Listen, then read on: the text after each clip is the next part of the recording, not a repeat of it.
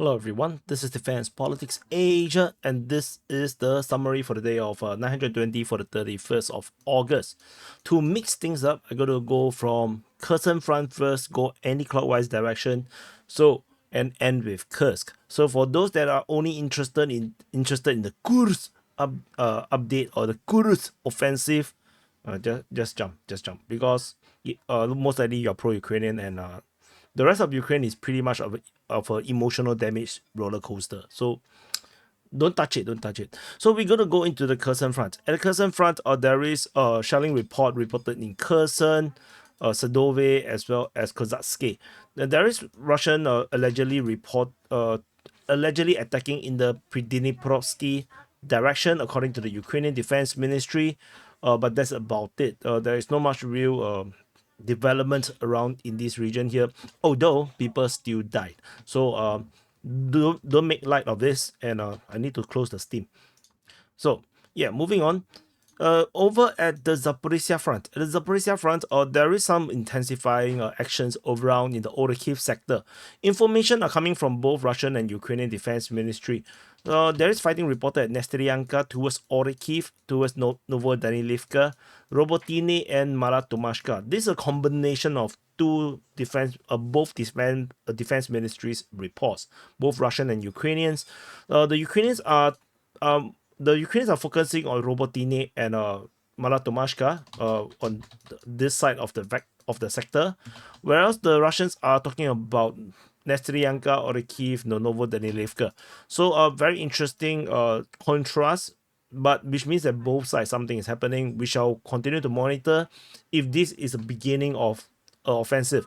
I have been anticipating something. The Russians are going to do something here, but so far, no. So far, they hurt me and they want to make me look bad. Freaking Russians, so evil, weaponizing DPA hopes. Moving over into the Donetsk front. At the Donetsk front, we have some situation around here. So there is a renewed fighting reported in the Velika Novosilka sector. There is fighting reported at Makarivka, as well as towards Vremivka. The one at Vremivka is weird because the Ukrainian Defense Ministry simply said that there is fighting near Vremivka. And Vremivka is actually pretty far away from the front line. So I'm not sure how I should read this. We're talking about around 6 to 7 kilometers away from the established understood front line. So how to fight in the area of Vremivka, is a bit hard to tell. We move on. Over at the Voleda region, there is fighting reported at Vodian and Voleda. There is no updates at this moment after yesterday's frontline changes report of the Russian claims by the Russian side. However, there is heavy bombardments. Footages just came out today on the 1st of September. And interestingly, one of the footage is actually posted by the Ukrainian army. I have shared this in the DPA's Telegram. You can check out the link to the DPA Telegram in the description below. It's a bit weird because if they share it, means it's Ukrainian propaganda, and Ukrainian propaganda is showing Russian bombardments. A little bit hard to understand. The brain will melt if you think too much about it. So over in the Kosetinivka region, the Ukrainian side have finally, the Ukrainian mapping, Deep State UA has finally acknowledged the Russian mapping. So they finally have more or less aligned themselves close to what the Russian mapping has been. And the Russians have taken the entire chunk of farmland north of Paraskovievka, finally ending this episode of parallel universe. So it's just like the Marvel Cinematic Universe. The multiverse is starting to crumble. It does not work. So anyway, there is also a Russian seems to have taken the highway region north of Konstantinivka. So this the main fighting around this area here. Konstantinivka, according to the Ukrainian mapping, the Russians have only reached here. The rest of the entire western part of Konstantinivka, according to the Ukrainian mapping, is still under Ukrainian control. They draw it in gray zones, which is cope. The Russians have already raised the flag long far away on the western part, so this is very copish. So no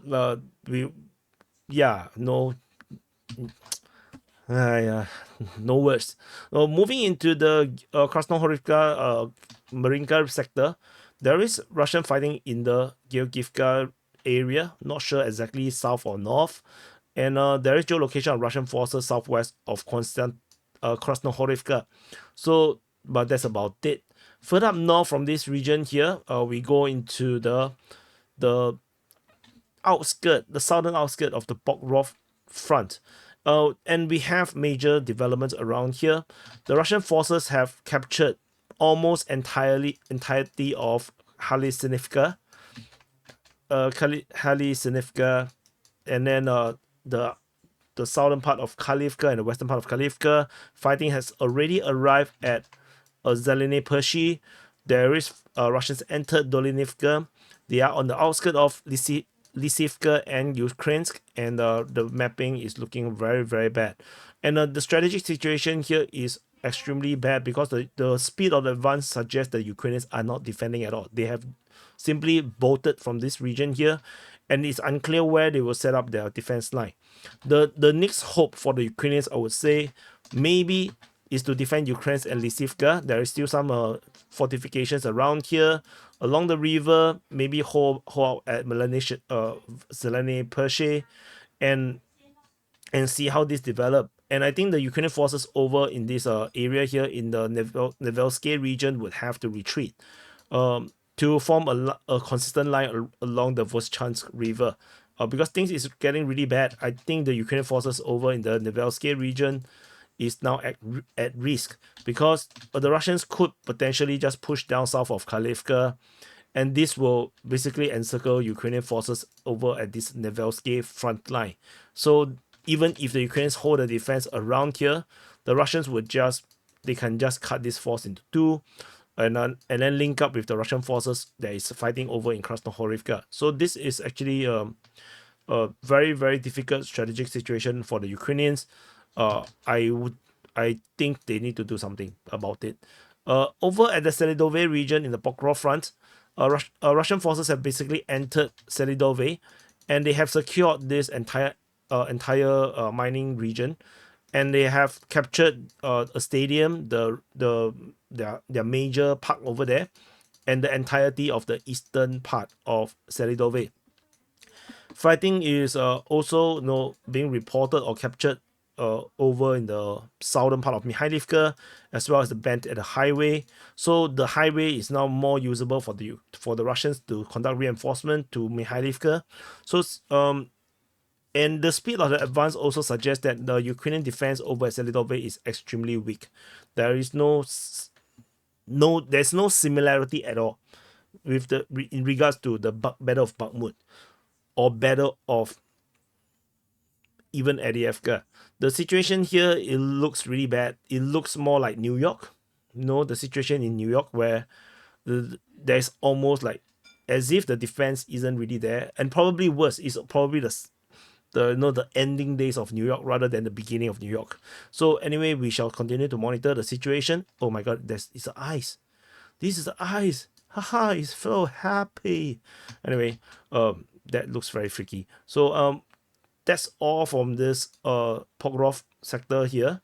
Over in the Horodivka region, Ukrainian mapping have acknowledged Russian advance within Horodivka. However, Russian mapping has already advanced way further, so let's wait and see how this develop.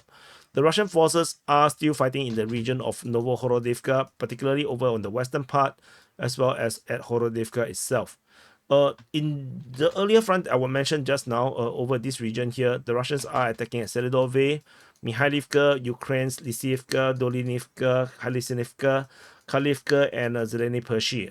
Just now I forgot to mention the general strategic situation in this sector, and I believe that we might see the quick fall of Ukraine and Lysivka though.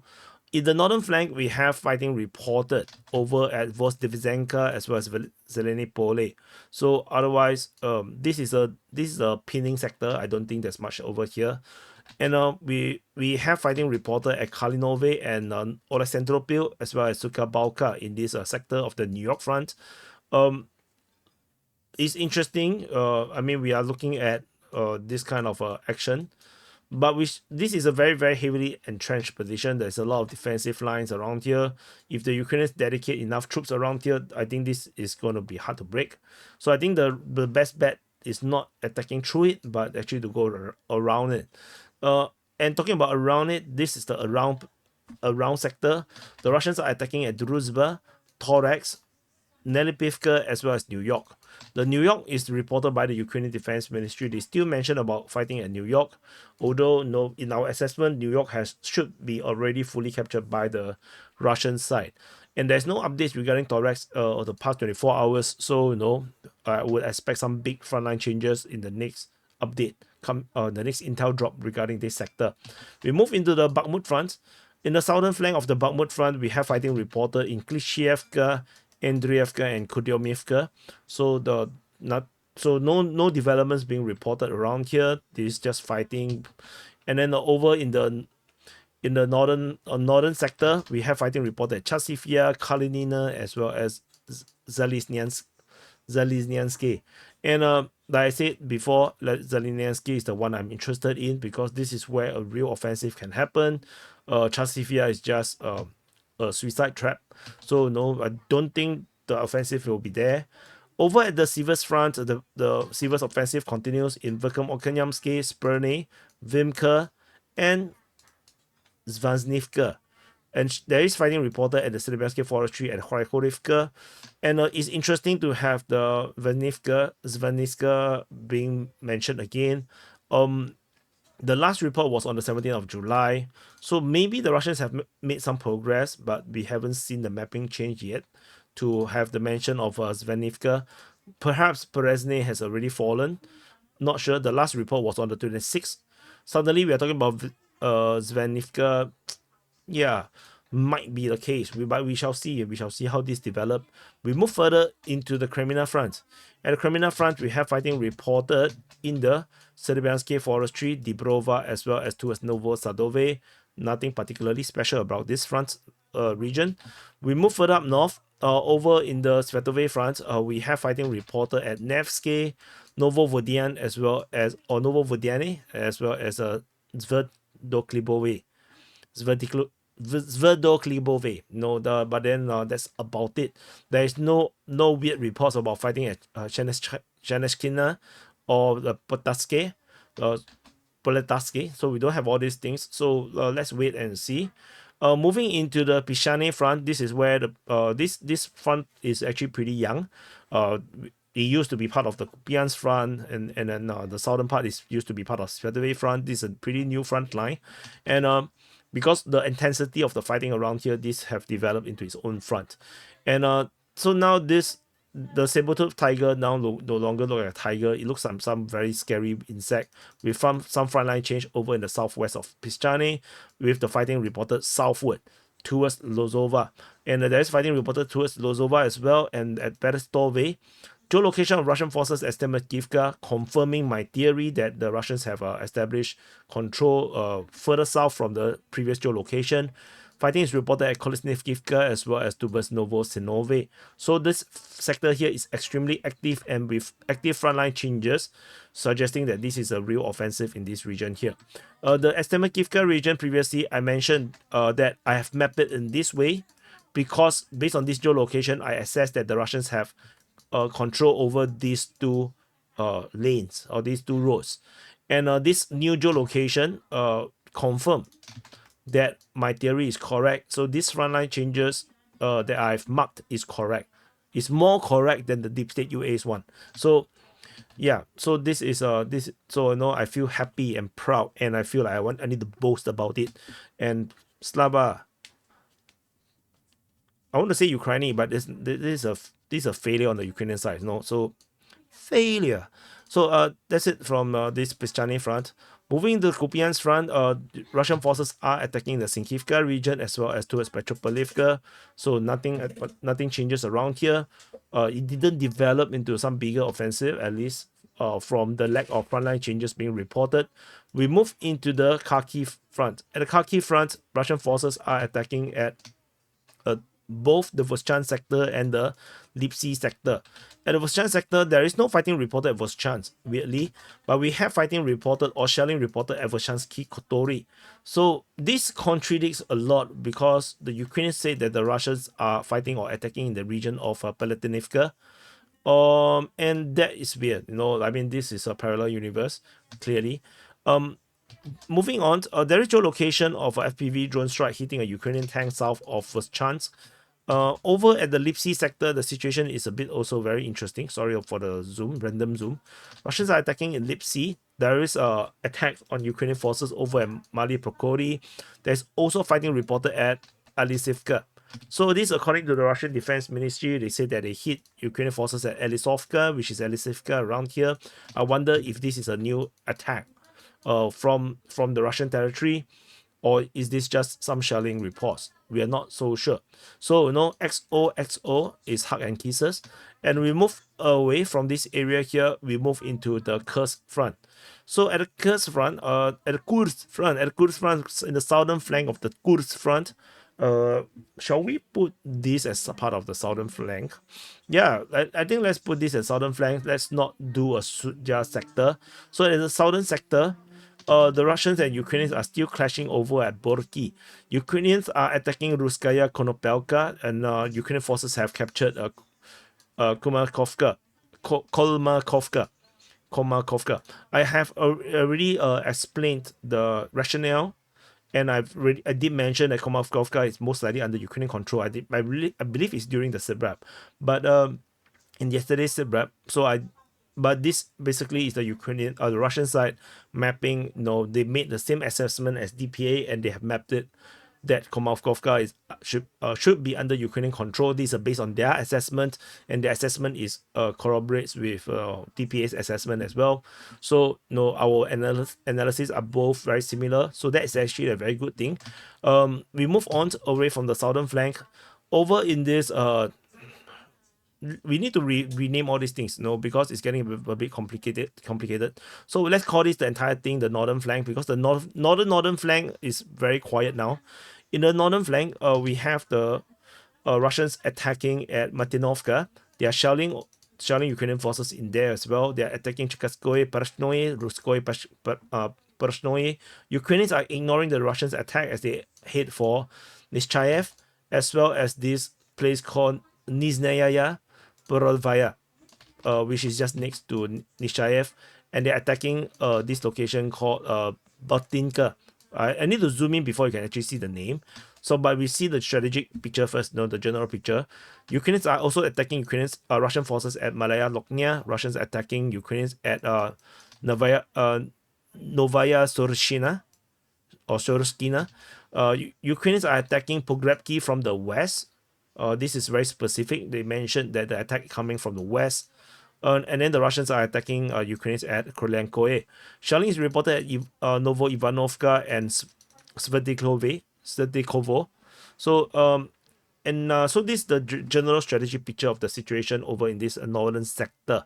And you can see the front line is still very unclean. It's still very dirty. So we'll have to wait and continue to report and map this until we can finally get some kind of a sensing, what it is. And over at this region here, this is where the main Ukrainian push is currently happening. They're going for Nizyaya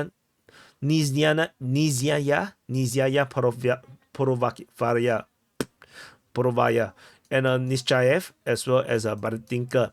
So there is a possibility that they have already made some advance around here that we are not seeing yet, and the Russians are holding this defense line along the settlements. So the Ukrainians dominates the countryside as usual. So we shall continue to monitor and see. I think they want to break through to the rear position, and then go haywire again. Keep driving. Tentatively, they are held by the Russian lines. So we shall continue to monitor the situation around here.